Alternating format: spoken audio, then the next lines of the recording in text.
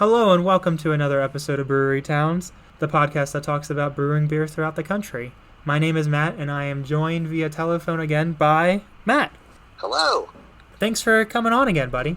Thanks. I did such a wonderful job the first time, so happy to be here again. Yeah, so this is the second episode of Season 2, our first episode that we're going to be talking about a city in this season. And the last time we did that was about 2 months ago, really. So what have you been up to since then? Nothing. I've been tending to my tomato plants, which has been lovely. How are they coming in? We're getting there. 90-degree days, in Pittsburgh, Pennsylvania, so we're having a lot going on. That's pretty much it, though. Not a whole lot. Yeah, I know that whenever you talk to someone, they ask what you've been up to, and the answer is always not much. And you're not lying either, Like puzzles, I don't know, Netflix shows. I have been watching a lot of Netflix lately, I will admit. Amen. Thank God for Netflix. Truly. Thank God for my mom's Netflix password. Lisa, if you're listening, thank you. God bless that woman.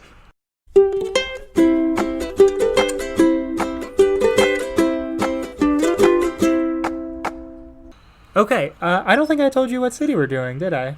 No, I am completely in the dark. Okay, I hope it's not Wheeling, West Virginia. So it's not Wheeling, it's not even close to Wheeling. We're going to the West Coast today, and we are going to be talking about the small town of Astoria, Oregon. Is that the Goonies town?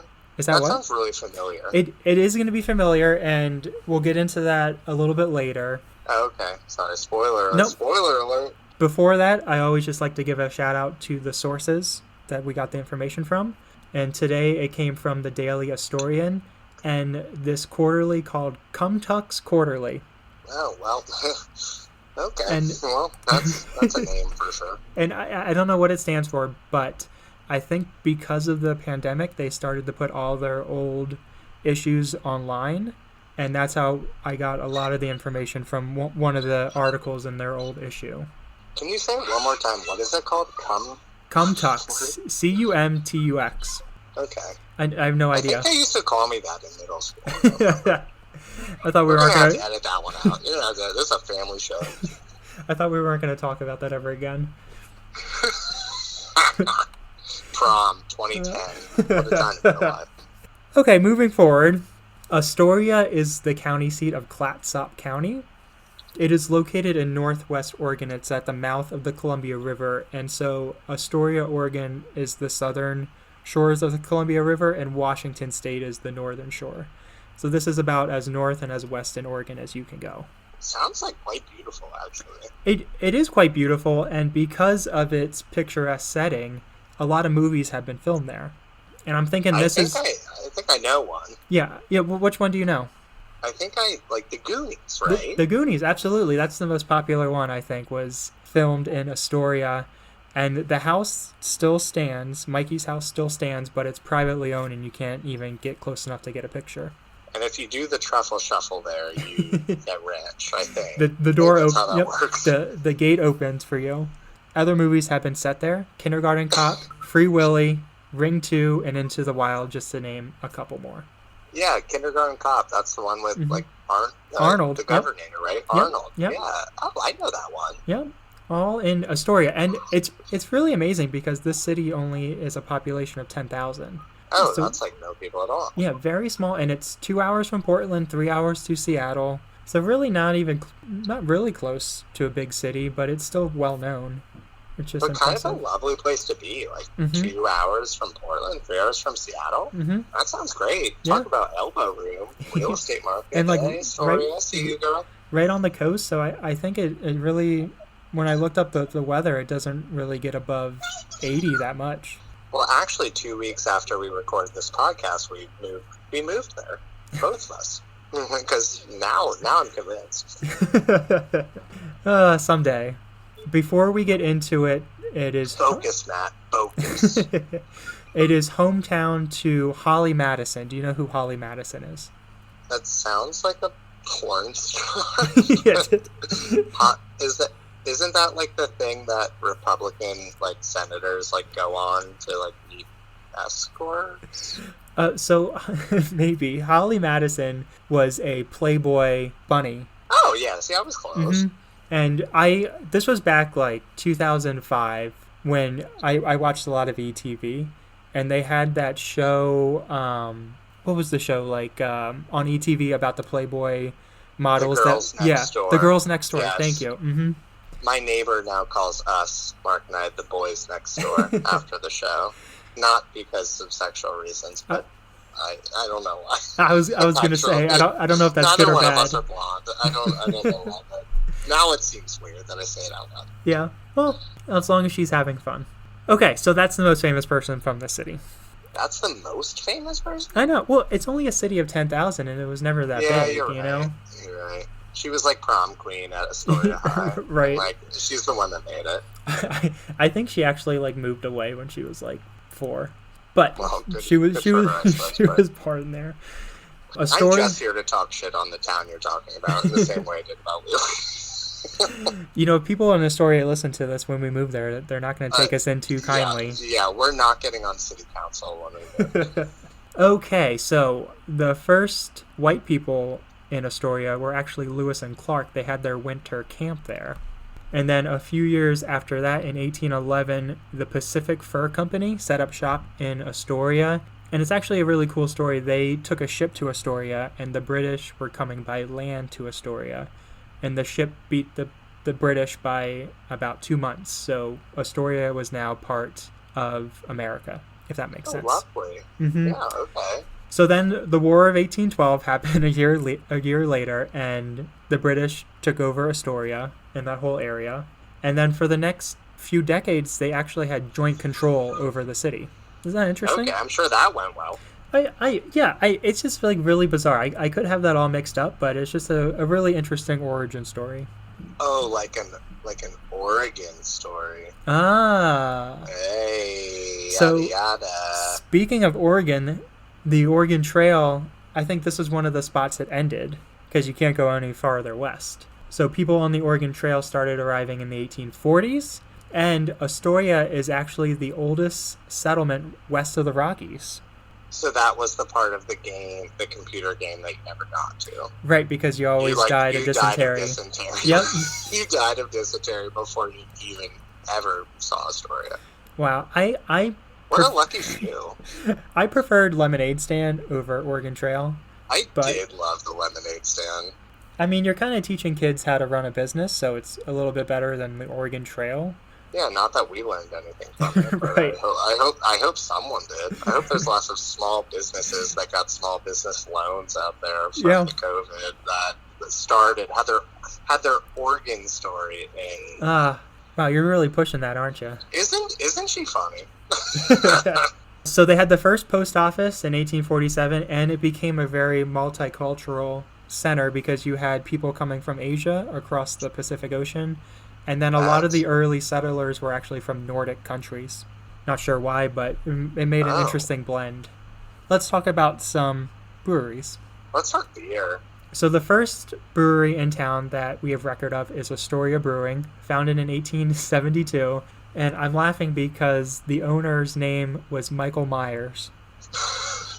Okay. And he was from Switzerland, and it's funny because his last name when he moved here was Meyer. But then I guess he thought Michael Myers sounded better, and he had no idea that it would eventually only knew. Yep, eventually be, a mass murderer. Probably it was a great idea, though, because name recognition. Yeah. In 2020. Go ahead. Yeah. So, let's see. They had a saloon and a bottling depot, and they sold beer for 5 cents a glass and 30 cents a gallon. So it seems reasonable. Wheeling. That's what they sell it for now. It seems very reasonable. Unfortunately, it didn't last long. It closed in the 1880s, so less than a decade for Michael Myers. The next brewery that came along was Columbia Brewery, named after, I'm assuming, the Columbia River. Exactly. Mm-hmm. I know. Someone was paying attention. Owner John Hahn, and he made beer, but then he also had dairy products. In a newspaper, they this was a quote in the newspaper. The hens at the Columbia Brewery in this city are doing double duty by laying double-yolked eggs. And that's all. What? So he was making beer and he was selling double-yolked eggs. Say that 5 times fast. Double-yolked eggs. No, what? That sounds also, like, very... I feel like this whole episode is, like, not safe for work. Like, very... He had double yolked eggs going on. It's like, what the hell? So I think Columbia Brewery was more of like a farm. But they happen to do beer as well. That's what I'm thinking. Because they also closed in the 1880s, less than a decade after being in business as well. Longevity, not great thus far. Yeah. In Astoria.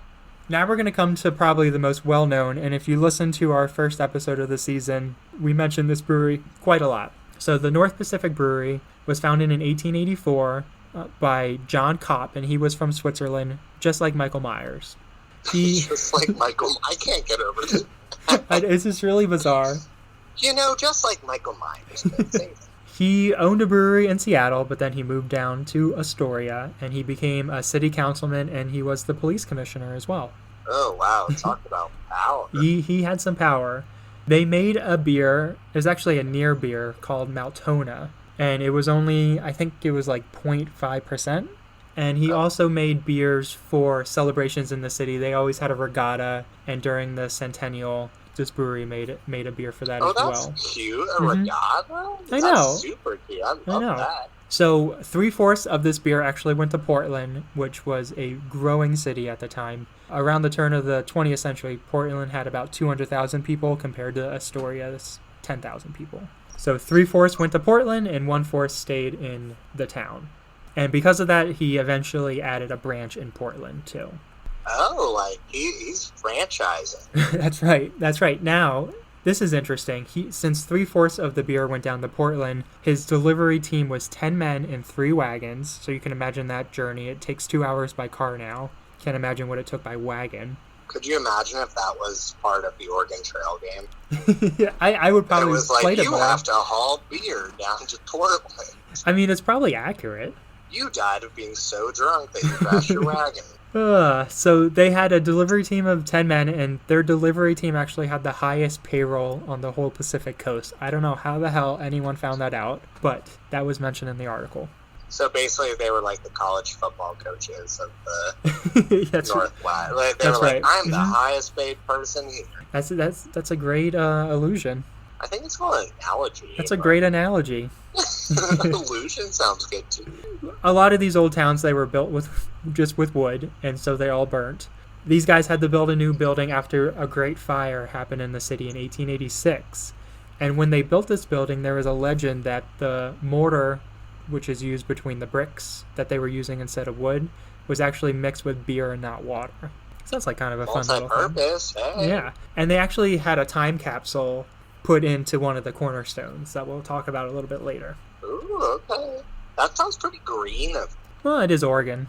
Very true. So a little bit later, a man named Joseph Shamburger took ownership, and it's not really important, but he worked at Stanger Brewery in Naperville, Illinois, with one Adolphus Coors. With just one of them.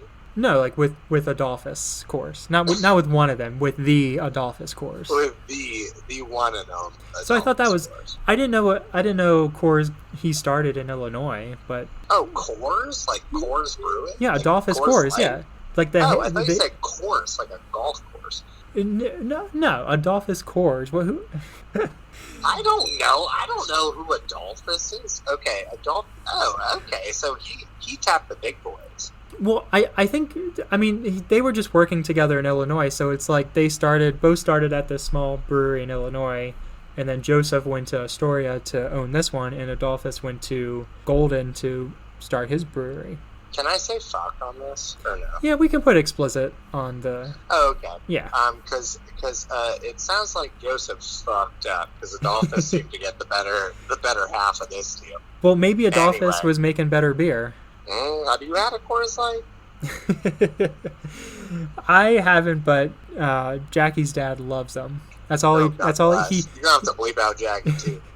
He doesn't like he likes Coors Light, but he likes Coors Banquet the best. Oh, Banquet beer. God bless. Okay, God bless. Amen. And yep, we've tried to give him some newer craft beer, but that's just what tickles his beard. Oh my! Again, not a family show any longer. This is my last show. I'm never allowed back on this one again. I know our advertisers are gonna pull out after this.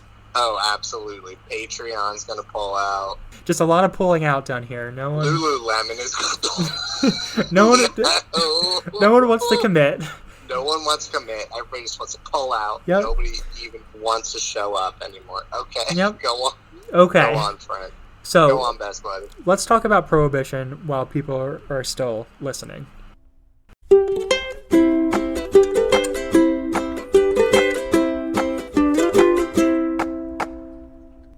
We hope you are enjoying the brewing history of Astoria, Oregon.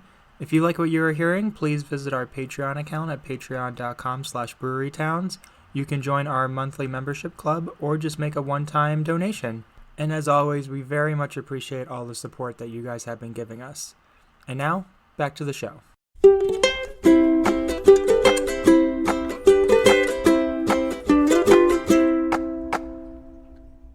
I don't think anybody's listening at this point, but yeah, go ahead. Okay, so the Oregon Territories, before it became a state in 1876, they passed a prohibition law in that territory from 1844 to 1849.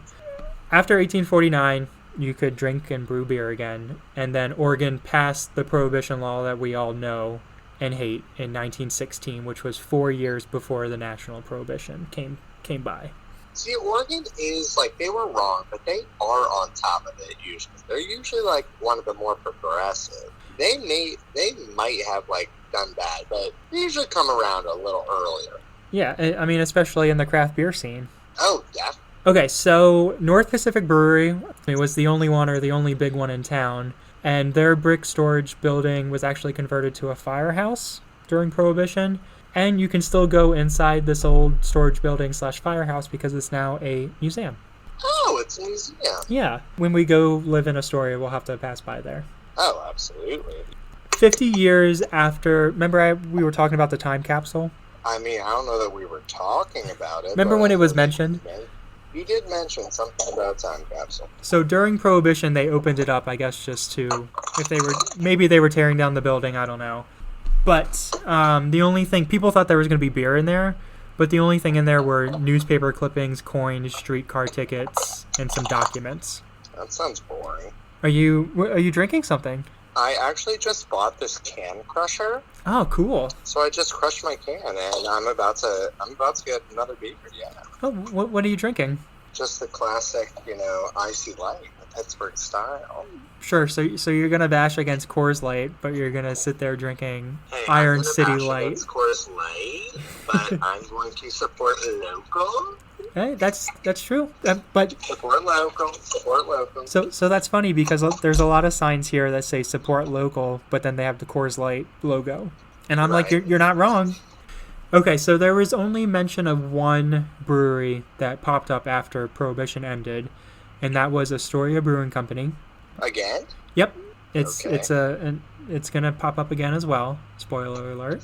Oh man. So this version was founded in 1933, and they had the permits to build the brewery, but the building was never constructed because nurses at St. Mary's Hospital, which is a local hospital in town, publicly objected to its creation.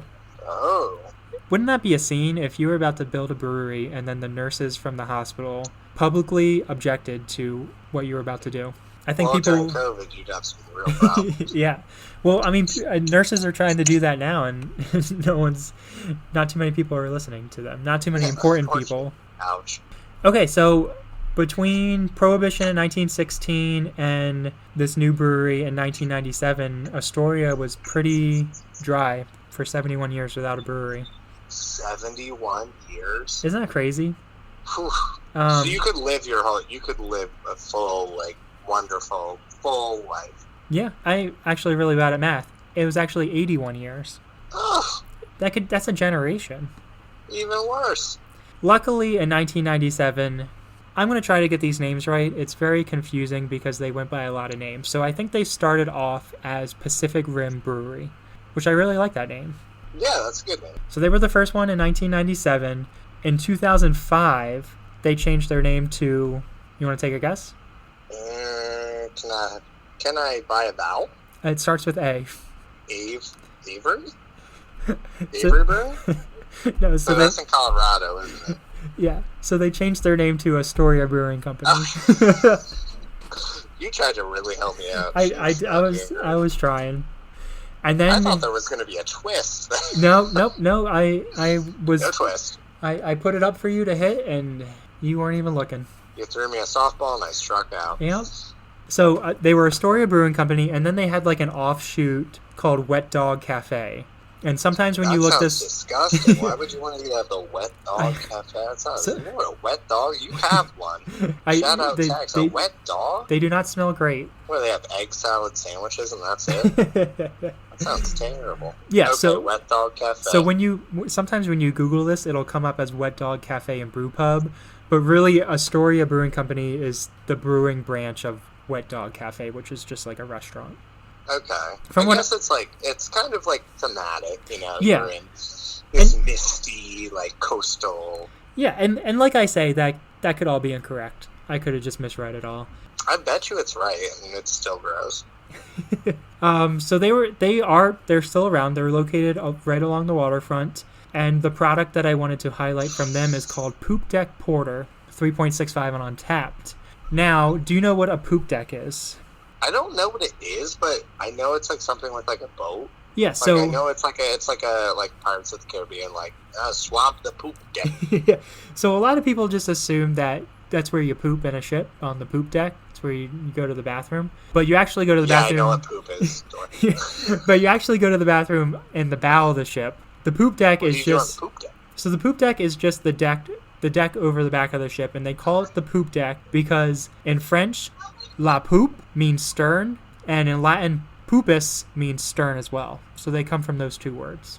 There's no way you pronounce those correctly. You don't think it's la poupe? I'm sure it probably is, but I don't know any better, but I can't imagine it's la poupe. Samantha, I should have asked Samantha before this. She knows a bunch of French words. She can speak the language. La poupe. La poupe. That has nothing to do with beer, but I just thought that was a fun fact. That's my new drag name, La Poupe. La Poupe. Be a drag queen called La Poupe. A French drag queen. French drag queen. Next brewery that came around was Fort George Brewery, founded in 2007, and it's named after. So remember when the British took over Astoria, so they renamed the town. Split it. Well, that was after the war. During the war, they renamed the town Fort George. Okay. So they named this after the British occupation of the town, which seems kind of odd. Their location is in two historic buildings. One is the Fort George building, which was on the original site of Fort Astoria. So I don't know why they just don't call it the Fort Astoria building. Fair. And then the other building's called the Lovell building, and this has a really interesting history. There was another devastating fire in 1922, and this building was just built.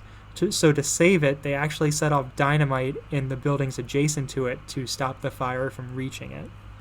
It seems dumb, but yeah, I guess. It does seem really.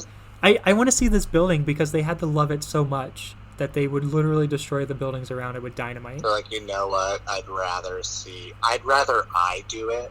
You know what I mean? It's that kind of thing. It's like, I can call my little brother stupid, but if you call him stupid, right? It's like, I'm gonna do it on my terms. Right. They have a beer named after the building. It's called the Lovell Lager, and it got a 3.66 on Untapped, and it was the first pre-Prohibition lager in town. You're using a lot of alliteration. I not on purpose. My mind's blown. And I feel like all these beers don't get very many good ratings. Yeah, I don't pick the highest rated one. Sometimes I pick a random one, like the Poop Deck Porter. Yeah, the Poop Deck. Like that doesn't sound. That's more better. That is more better. But usually I like to pick like the beers that have historic significance, as such with this one. And what makes it pre-Prohibition is that they added corn for sweetness and color. Oh, that was the Coors guy. That had to be him. Had the corn stuff. Okay, the next brewery is called Hondo's Brewpub. This was started as a brewery in 2013, but before that, it was a bottle shop and home brew supply store. Okay. The owner used a logo of his dog Dexter for everything, and he had no like online presence or like any advertising. This was kind of like a cult following place that people who really like craft beer would go. And so he sold in 2016 At that time, they were actually throughout the entire country, they were in the last 10th percentile of amount of beer brewed for a brewery. So 90% of the breweries out there were making more beer than they were. So they're like small guys. Yeah, very, very They're tiny. like on the Little Giants. Yeah, that's right. That's right. What's that guy's name from Honey, I Shrunk the Kids? Oh, I don't know what his actual name is. Oh, you're going to get a lot of flack for that one. I know. I don't know. The guy with the glasses. Yeah. Danny O'Shea.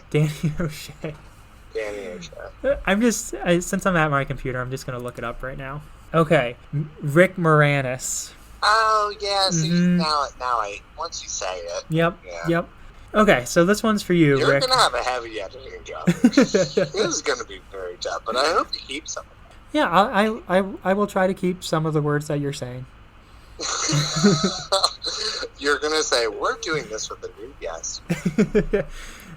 So back to Hondo's, the beer that I wanted to highlight was called Pugtail Pale Ale. Another alliteration. And you just love alliteration. I think you have like an affinity for it. And I love pugs though. I love pugs. Yeah, like pugs and pugtails. They're so cute. Pugtail Pale Ale got a 3.48 on Untappd. Moving on. Are you ready to move on? Yeah. Okay. I mean, you're driving the ship. I'm just on the poop deck, man. The next brewery that came along was founded in 2014 on Valentine's Day, which is pretty cool. And the name of it is Buoy Beer Company. What is it called? Buoy Beer Company. Like a buoy out in the water. Buoy Beer Company. Correct. That sounds cool. Yeah. The BBC. Yeah. Once we live there, we'll call it that, I'm sure. So let's see. Okay, so it seems like a really cool place because it's located in an old seafood facility. So it's right, it's like literally right on the water. Like you open the garage doors and it's the water. Yes. Like, it looks really cool. Yes, I want to go there. Yeah. So the brewmaster, I think he still might be the brewmaster, I'm not sure, but his name is Dan Hamilton. And before he joined this company, he was homebrewing lagers for 40 plus years. Damn, so he's like an OG. He started homebrewing. Before you kids even had your thing, I was making this beer. He started homebrewing in 1974. I mean, that is like... Damn, he was really ahead of his time. So, go ahead, girl. Yeah, good for Dan. So early on, they focus on lagers because Dan, if he only homebrewed lagers for 40 years, I don't know what else he could make. And then later, they focus kind of on more of the European classics. So an example of that is their Buoy Dunkel 3.67. Nice, good old German dark. Mm-hmm. And it won. And Dunkel means dark in German. I do. I remember. We were in the same German class in high school. We know. Okay, so the Buoy Dunkel, it won the silver at the 2014 Great American Beer Festival in the European style Dunkel category. Nice. Boom. Oh, that's a pretty big honor. Well, it's a really big honor, and it's the only medal that the city has ever won at that festival. Wow, so that's the best beer in this city, period. The thing is, you can't really go by the Untappd ratings because they got a 3.67. You would never know that it was the second best European-style Dunkel. Well, because Karens order it and don't know what it is and then don't like it, so they order it. Or they ordered poorly, it's their fault. Right. But if the Great American Beer Festival said it was the silver medal... You gotta listen to that. That's clout. That's what that's called. That's what kids call that. Kids call it clout. Yeah. I need to hang around with more kids because I haven't heard that word in 15 years. Could you imagine? The Colossus of Clout. The Colossus of Clout, yep. Amen. Okay, one more brewery to get through here. The final one that came by was Reach Break Brewing, founded in 2017 by Josh Allison, who was actually a biologist by trade, but he attended the craft brewing business program at Portland State University. Oh, go Pilots. Yeah, and so in the previous episode, we talked about how these brewing programs in the Pacific Northwest have really been booming. I mean, I think it sounds kind of fun, and I think it would be especially helpful if you were about to open a brewery, you would take this course. I never had a course like that. I wish I would have. I mean, I think everyone should have taken business classes in college. I did not. Yeah. What was that about? Neither did I. He started this brewery, and he focuses on farmhouse-inspired ales. So, like a Saison, maybe? Like a Saison, but farmhouse is his own thing. Say Saison again. Saison.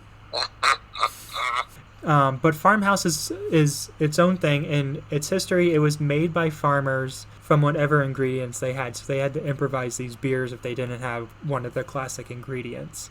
So a lot of the times when you taste some of these farmhouse ales, you're going to be tasting something very unexpected because they just put literally whatever they want in it. Right. It's like they're playing Chopped with beer. Right. But I think people like it. Rhubarb. Yeah.